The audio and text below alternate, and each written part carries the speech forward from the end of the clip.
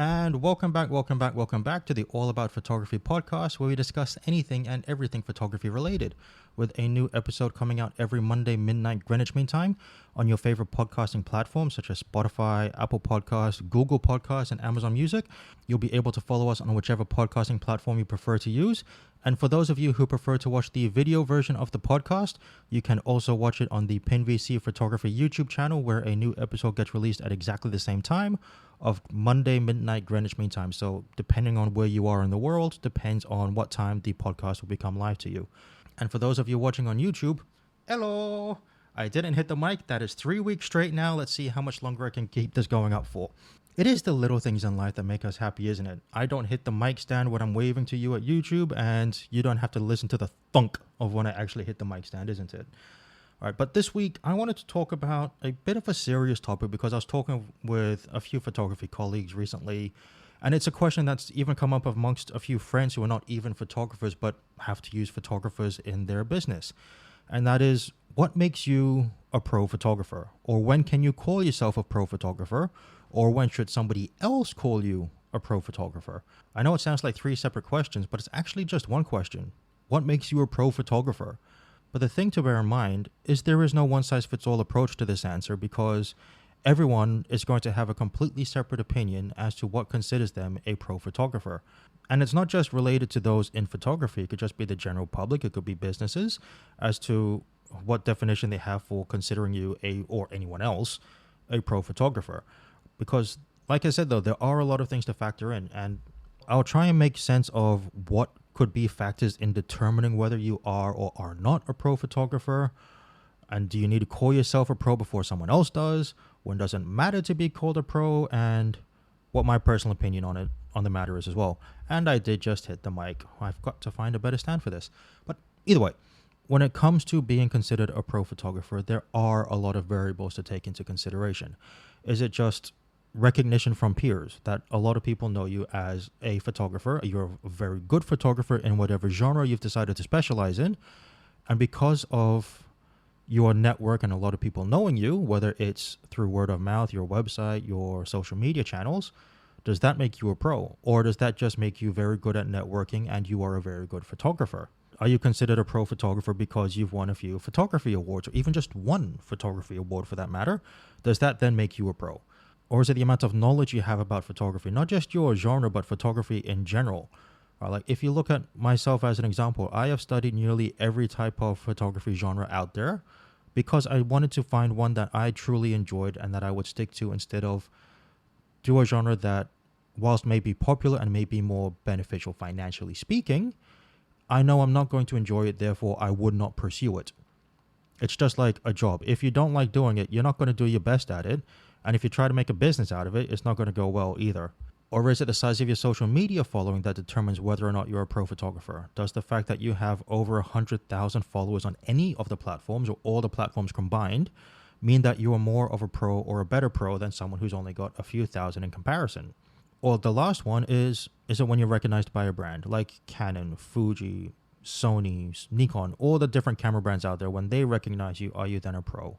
Or is it just simply when you're getting paid for your photography work that you can then be considered a professional photographer? And that's what I mean, how there are so many things to factor in before you can consider yourself a pro. Is it purely from the financial standpoint, where you're making a living out of it, or do it as a side hustle, where you only do it on weekends and after work that you get paid to do it? Or is it all the other factors that get taken into consideration? Have you won any awards? Do you have lots of followers on Instagram or Vero or whoever it may be? Or do you just know a lot about photography but you don't actually take that many photos? Or is it just a lot of people know you as a photographer? There is no easy way to answer this question, because there's just too many things to factor in, and that's why I'm trying to wrap my head around it. Because how can you consider yourself a pro when everybody's got their own definition? Or when do you call yourself a pro when everybody's got their own definition? Now, whether you call yourself a pro before someone else does, or you have to wait for somebody else to call you a pro first, that's completely up to you to decide which way you want to go with that one. All right, I have been called a pro by a few people only because I have done a few commercial jobs that were photography related, where I was hired to do some photography work. And because of that one aspect, they said I was a pro photographer. I don't necessarily agree with that because whilst I am trying to do it full time, I'm not doing it full time yet.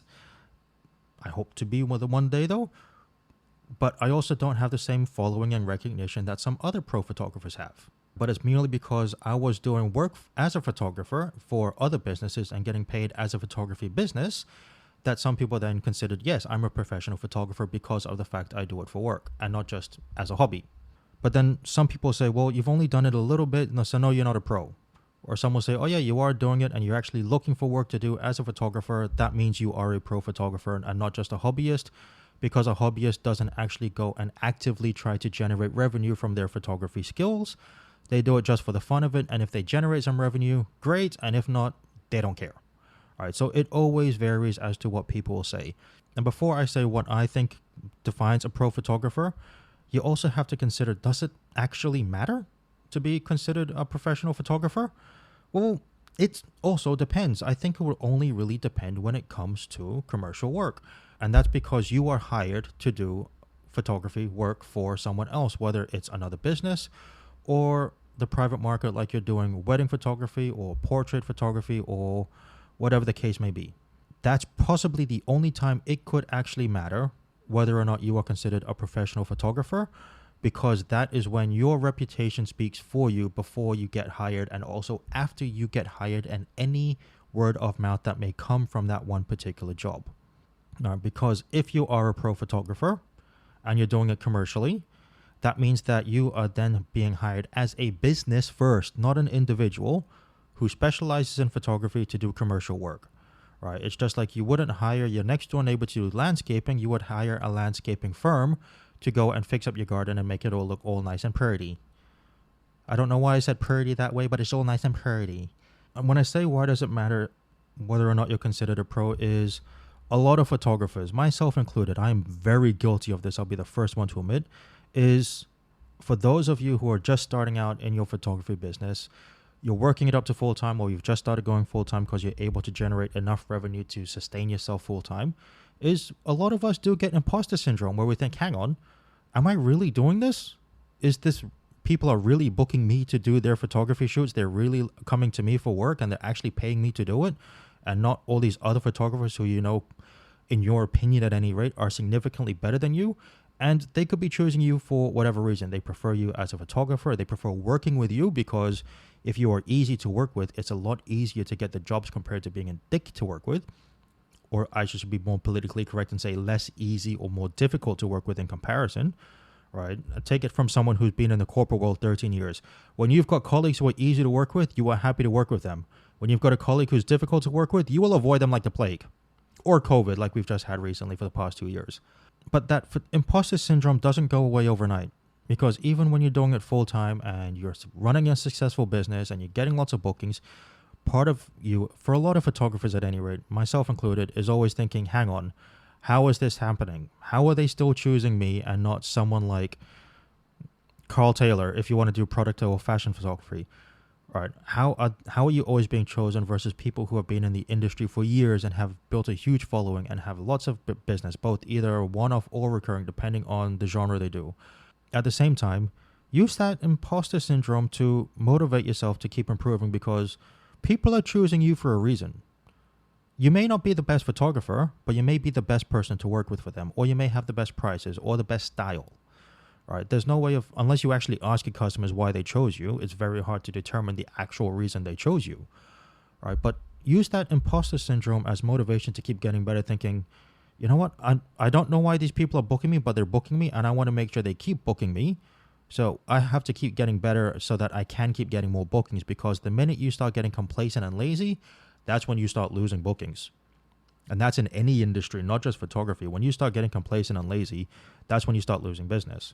Look at sport teams that have won the championships. They all think they win. The next year they come and it's never so great. There are a few exceptions, but that's what I've seen and experienced, especially in the Australian leagues of rugby, so to speak. Because you have to remember that no photographer could be a master in all genres. They'll be very, very good in a lot of genres and a master in one or two, but they won't be a master of all of them. Because it's like that whole trade. It's like you're a jack of all trades, but you're a master of none. All right, but at the same time, the rest of the quote says, but it's better than being a master of one. So that's where you can try and work with that imposter syndrome. Be like, you know what? I am getting bookings. I don't know why, whatever it is, unless you start thinking, of course, you deserve these bookings. But that's a debate for another day. I'm not going to go down that rabbit hole today because that will open up Pandora's box, and who knows what will happen when I do that. But use it as motivation to keep improving. Just remind yourself, hang on, I'm doing something right, and that's why people are booking me. I've got to keep improving to make sure I keep getting bookings or more bookings, or I can charge more for my bookings so I don't have to do as many jobs but still get the same revenue or more. This is a whole business discussion we can go down on a separate episode. As always, if you do want the particular episode to be covered, please let me know either through email or on the YouTube comments, whichever you prefer, and I will always take it into consideration. So now that I've rambled on a little bit for 10 minutes, and I know the way I've spoken about the topics probably looks like a bowl of spaghetti or noodles, depending where you're from. But at the end of the day, I think what actually constitutes a pro photographer over a hobbyist or an enthusiast is the intent. Are you actually intending to go out there and generate revenue for a photography business? Not just as a hobby and you post a few pictures online, and if you make a few prints out of it, great. But you've actually set up a website, you're doing some ads, you're reaching out to businesses who are looking for photographers, you're bidding for photography jobs, you're being hired as a photographer. That is what constitutes pro photography, in my opinion, or that is what makes you a pro photographer, first and foremost. All right, but as always, let me know what you think. I'm always happy to hear from you if you think my opinion is completely right or wrong. If you want to reach out, my email address is in the show notes for you below. It's all.about.photography.podcast@gmail.com. Or if you are watching on YouTube, you are more than welcome to leave a comment for the video episode as well. And I will always respond to the comments as quick as I can. I want to make sure that my comments are always related to the comments that's been posted, and I answer the question succinctly, and I'm not just rambling like a moron. So if I don't reply instantly, it's because I'm trying to formulate the best possible answer I can give you. And as always, thank you as well for listening. If you would like to follow and see when the next episode is coming up, don't forget to follow us on your favorite podcasting platforms.